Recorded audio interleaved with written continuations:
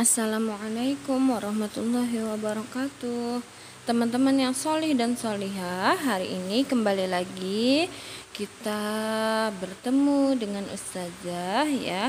Pada BSI kali ini Ustazah ingin menceritakan tentang Perang Badar. Nah, Perang Badar, siapa yang sudah pernah membaca cerita tentang Perang Badar? Ayo, angkat tangannya. Oke, teman-teman. Di sini Ustazah bercerita tentang Seri Mencintai Rasulullah Sallallahu Alaihi Wasallam yang berjudul Perang Badar, disusun oleh Wahyudi Abdullah SHI, editor Syarifuddin ST. Nah, oke, teman-teman. Pada Perang Badar ya, peristiwa hijrah telah berakhir. Kini Rasulullah Shallallahu Alaihi Wasallam berdakwah menyebarkan ajaran Islam di Madinah. Ajaran Islam makin hari makin berkembang, pemeluknya pun makin bertambah banyak. Oleh karena itu, Rasulullah menyusun peraturan sebagai undang-undang dasar bagi penduduk Madinah dalam menjalankan kehidupan sehari-hari demi menjaga keamanan dan kesejahteraan mereka. Kemudian Rasulullah diangkat menjadi kepala negara. Melihat perkembangan pengaruh ajaran Islam di Madinah makin kental, kafir Quraisy di Mekah pun semakin kebingungan dan marah. Oleh karena itu, mereka membuat kesepakatan dengan kaum Yahudi di Madinah. Kaum Yahudi sepakat untuk menentang secara sembunyi-sembunyi, sedangkan orang kafir Quraisy Mekah menentang secara terbuka. Akhirnya, secara perlahan dari pinggir kota Madinah, kafir Quraisy menyerang tempat kediaman penduduk muslimin. Mereka menyiksa kaum muslimin secara kejam. Sawah dan ladang hangus dibakar. Hewan ternak habis diusir dari kandangnya.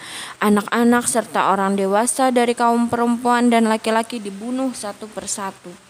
Keselamatan kaum muslimin makin terancam. Rasulullah Shallallahu Alaihi Wasallam pun makin mengkhawatirkan keselamatan mereka.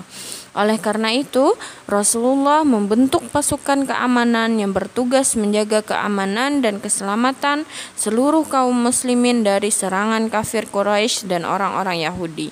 Di samping itu, mereka bertugas mengawasi rombongan kafilah pedagang kaum musyrikin yang melintas dan beristirahat di kawasan sekitar Badar. Badar adalah nama suatu tempat yang terletak di antara Mekah dan Madinah yang memiliki mata air. Pada suatu hari, seorang sahabat datang. Seorang sahabat dari petugas keamanan memberitahukan kepada Rasulullah perihal rombongan kafilah pedagang kaum musyrikin yang akan melintasi Badar. Sahabat tersebut mengetahui bahwa rombongan itu dipimpin oleh Abu Sufyan. Rasulullah Shallallahu Alaihi Wasallam pun membentuk pasukan berkuda berjumlah 313 orang yang berencana untuk mencegat Abu Sufyan dan rombongannya. Tindakan Rasulullah ini dimaksudkan untuk memberikan pelajaran kepada kaum kafir Quraisy agar tidak mengusik keselamatan kaum muslimin lagi. Akan tetapi, rencana Rasulullah telah diketahui terlebih dahulu oleh Abu Sufyan. Oleh karena itu, Abu Sufyan mengirim utusannya ke Mekah untuk meminta bantuan tambahan bala tentara.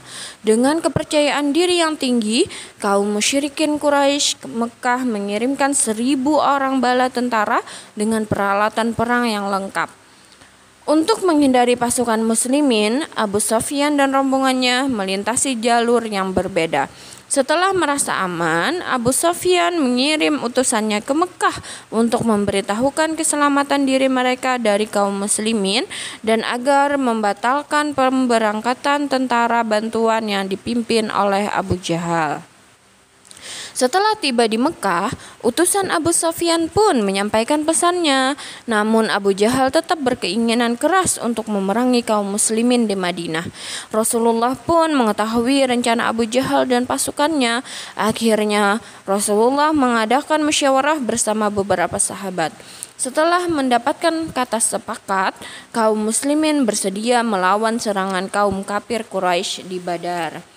Pada hari Jumat tanggal 17 Ramadan tahun kedua Hijriah terjadilah Perang Badar.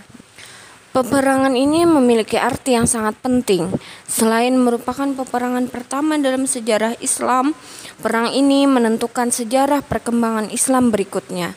Pada saat itu, umat Islam dengan kekuatan kecil dan lemah dapat mengalahkan kaum musyrikin yang berjumlah lebih besar dan memiliki perlengkapan perang yang lengkap.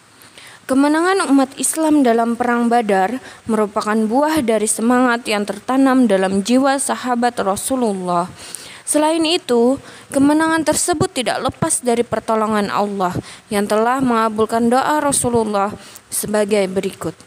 Ya Allah, seandainya pada hari ini pejuang-pejuang muslim yang berjumlah sedikit ini terbunuh, kemungkinan tidak ada lagi manusia yang akan menyembahmu hingga hari kiamat. Kemudian Allah mengirim 1000 bala tentara berupa malaikat yang datang berturut-turut. Allah berfirman dalam Quran surah Al-Anfal surah ke-8 ayat 9 yang artinya, ingatlah ketika kamu memohon pertolongan kepada Tuhanmu, lalu diperkenankannya bagimu, sesungguhnya aku akan mendatangkan bala bantuan kepadamu dengan 1000 malaikat yang datang berturut-turut. Pertempuran antara kedua pasukan ini terjadi dengan sangat dahsyat. Akhirnya, umat Islam mendapatkan kemenangan yang gemilang. Mereka memperoleh harta rampasan perang yang banyak. Selain itu, sebanyak 70 orang tentara kafir Quraisy menjadi tawanan perang dan 70 orang lainnya mati terbunuh. Di antara mereka yang terbunuh ialah Abu Jahal dan Umayyah bin Khalaf. Mereka adalah pembesar-pembesar kafir Quraisy. Sementara itu, dari pihak kaum muslimin sebanyak 22 sahabat terbunuh dan mati syahid. Demikianlah kisah Perang Badar, teman-teman. Akhirnya, perang ini disebut sebagai Badar Kubra. Tempat itu menjadi saksi bisu sekaligus bukti betapa besarnya pengorbanan Rasulullah dan kaum muslimin dalam memperjuangkan ajaran Islam dan menegakkan kalimat Allah. Mereka bersedia mengorbankan harta, tenaga, bahkan nyawa sekalipun.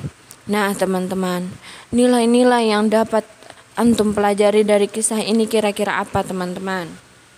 Oke, nilai-nilainya teman-teman, ada 3 cara dalam berdakwah. Nah, yang pertama, dengan hikmah, yaitu perkataan yang tegas dan benar, yang dapat membedakan antara yang hak dengan yang batil, antara yang benar dan yang salah ya teman-teman. Kemudian yang kedua, mau'izatul hasanah, yaitu pelajaran yang baik.